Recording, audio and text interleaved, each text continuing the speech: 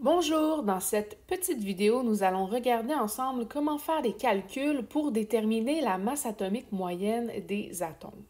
Donc, je vous rappelle que la masse atomique moyenne tient compte des isotopes que possède chaque élément et ça tient compte donc de la masse de ces isotopes-là et aussi de leur abondance relative, c'est-à-dire ils sont présents en quelle quantité dans la nature. Aussi, rappelez-vous que la masse atomique qui est présente dans le tableau périodique sous le nom de l'élément chimique, c'est justement la masse atomique moyenne. C'est d'ailleurs pour ça que c'est un nombre décimal. Alors, allons-y tout de suite avec un premier exemple. L'oxygène a trois isotopes stables, O16, O17, O18.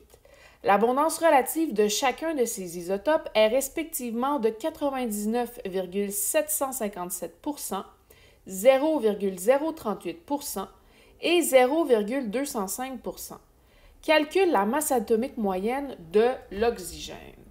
Alors, ici, on a plusieurs informations importantes. On nous dit tout d'abord que l'isotope a trois isotopes qui sont O16, O17, O18.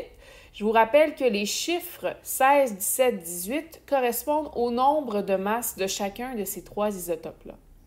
Ensuite, on a l'abondance relative de chacun des isotopes qu'on va surligner ici. L'abondance relative, c'est un pourcentage puisque c'est une proportion. Et ensuite, on vous demande de calculer la masse atomique moyenne. Donc, avant de faire le calcul, moi, ce que j'aime faire, c'est organiser mes données. Donc, je vais me faire un tableau dans lequel je vais avoir mes isotopes, je vais avoir leur nombre de masses et ma dernière colonne, je vais la réserver à leur pourcentage d'abondance relative. Ici, j'ai trois isotopes, donc je vais me faire trois lignes comme ça ici. Et je vais aller entrer mes données. Donc, le premier isotope, c'est O16. Son nombre de masse, c'est 16. Son abondance relative, c'est 99,757. Mon deuxième isotope, c'est O17. Son nombre de masse, c'est 17. Et son abondance relative, 0,038. Et le dernier, O18. Son nombre de masse, c'est 18. Et son pourcentage d'abondance relative, c'est 0,205. Comme ça, je suis sûre que les bonnes abondances relatives vont avec les bons nombres de masses pour chacun des isotopes et ça me permet de moins me mélanger lorsque vient le temps de faire le calcul. Pour le calcul, comme je l'ai mentionné dans le dernier vidéo, ce que vous faites, c'est une moyenne pondérée. Donc, vous allez prendre le nombre de masses et vous allez le multiplier par son abondance relative correspondante. Vous faites ça pour chacun des trois isotopes et à la toute fin, vous additionnez ce que ça vous donne. Donc, le calcul, en gros, va ressembler à ça. Donc, je vais faire 16 fois 99,757 sur 100. Ça, c'est pour le premier isotope. Plus 17 fois 0,038 sur 100. Ça, c'est pour le deuxième isotope. Plus 18 fois 0,205 sur 100 pour le troisième isotope. Et on calcule ça à la calculatrice, bien sûr. Donc, la première parenthèse me donne 15,96. La deuxième parenthèse me donne environ 0,00646. La dernière parenthèse me donne 0,0369. Et si j'additionne les trois nombres ensemble, ça me donne une masse atomique moyenne de 16,00 U. Et si vous vérifiez dans le tableau périodique, c'est bel et bien ce même nombre-là qui est écrit, soit 16,00 U, c'est la masse atomique moyenne de l'oxygène.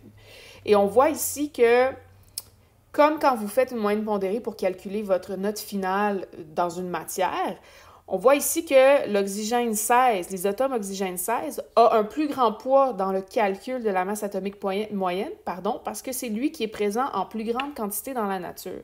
Donc, c'est normal que la masse atomique moyenne me donne une valeur qui se rapproche du nombre de masses de l'isotope qui est le plus présent dans la nature. Si j'avais fait mon calcul et j'avais obtenu 17 ou 18, là, je me serais posé des questions. Probablement que j'aurais dû me dire, j'ai fait une erreur dans mes calculs, ça fait pas de sens avec mes pourcentages d'abondance relative.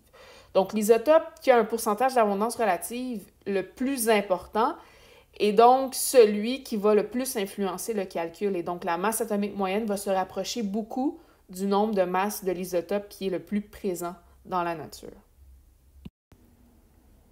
Allons-y avec un deuxième exemple. Un élément inconnu possède 3 isotopes stables dont les nombres de masses sont 20, 21 et 22.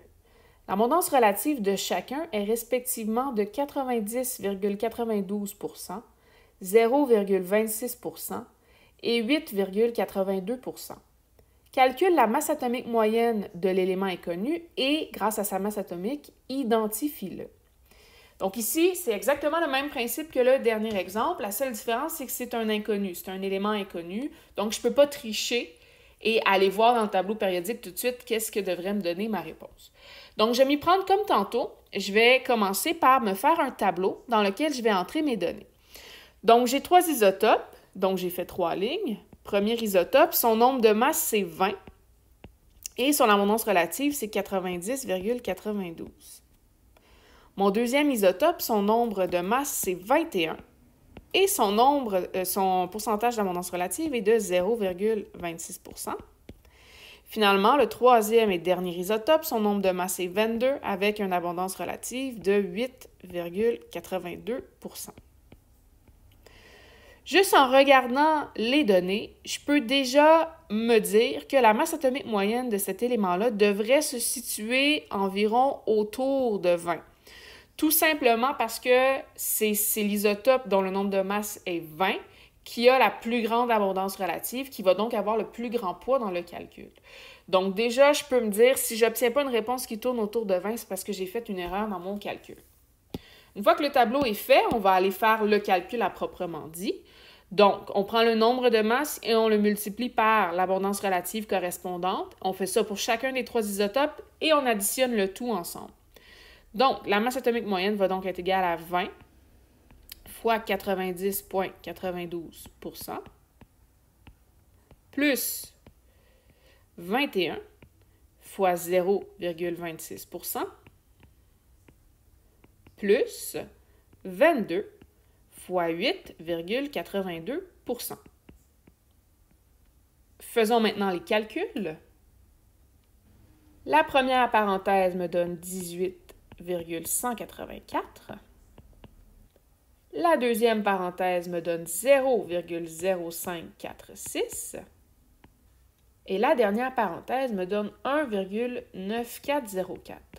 Maintenant, si j'additionne les 3 chiffres ensemble, ça me donne une masse atomique moyenne de 20,179 U. Donc ça, c'est la masse atomique moyenne. Et ensuite, on nous demande aussi dans l'exercice d'aller identifier cet élément inconnu-là grâce à sa masse atomique moyenne.